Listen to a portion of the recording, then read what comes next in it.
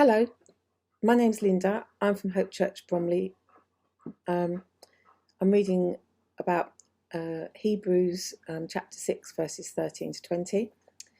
We are proud and we don't like being humble or to be seen as doing anything that might make us look silly or feel foolish. Abraham was given a new name, meaning father of many. This had to be humiliating, as Abraham had one child and he was already elderly by then. But Abraham obeyed.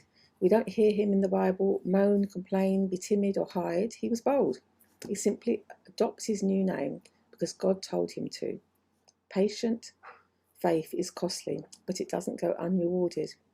Abraham, a few years later, was given his promised son, who maintained the lineage God wanted and had planned for Abraham. God didn't abandon Hagar or Ishmael, he showed her care. Hagar became a wife, no longer a servant, and God blessed Ishmael in his promises to Hagar. God didn't forget Hagar, and he didn't forget Ishmael.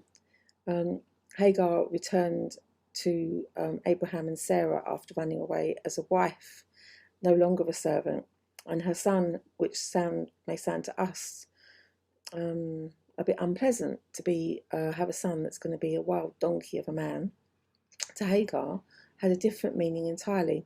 In her time, donkeys looked like horses and they were free, and so God was promising that he would be free and not a servant, and so she was blessed. And God doesn't let any of us down. He doesn't, no matter who we are, he has good plans for us. So through Abraham and then Isaac, his son, all the way down through to you and me, God's promise to Abraham is resoundingly true. He's a father to many. We are by faith children of Abraham. All who put their hope in Jesus are children of Abraham. Right now, I believe in God's plans for me, and I'm investing in those plans. I believe God's going to open the door. I will find out if I'm on the right track. I trust that God will shut me down and close the door if I'm going where I'm not following him. From all I've learned, he will let us go so far but no further.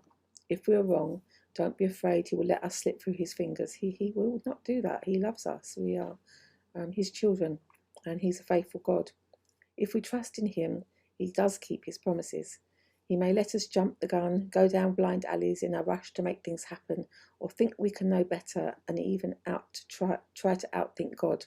But we can never do anything as well as God can.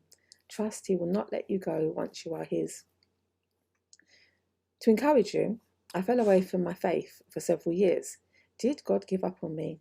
No, he did not. Just like the prodigal son, when I was desperate to come back, he let me in, welcomed me, because he'd never let me go. He will never let you go, or the relatives who appear to have fallen so far away that return is impossible. Nothing is impossible for God. His love does not grow cold. As for us returners, we hold tighter than we ever did, as we learned in the absence of God how much we had lost, how shallow, how cold, how fickle, how material, how joyless life is without Jesus. For the faithful who hold tight and never lose their grip, like the prodigal son's brother, God's love for you will not waver. But didn't God say he'd leave his sheep safely in the pen to go and find the one that's lost?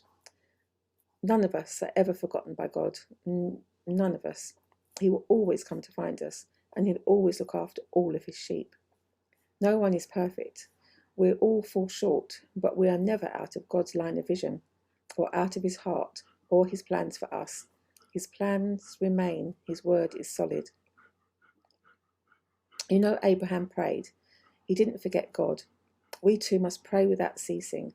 The Bible says so. I think that's staying in conversation with God. But we are to pray without ceasing. Sometimes prayer is answered before the first breath of our prayer is uttered, and sometimes prayer can take years, decades, a lifetime to be answered. But the joy of answered prayer is virtually the same. We are awed when miracles happen, and joy comes when we've waited a long time for promises to be answered and fulfilled. But as we look back, we can often see why the prayer was answered when it was. It is always in God's perfect time, and he will always keep his promise.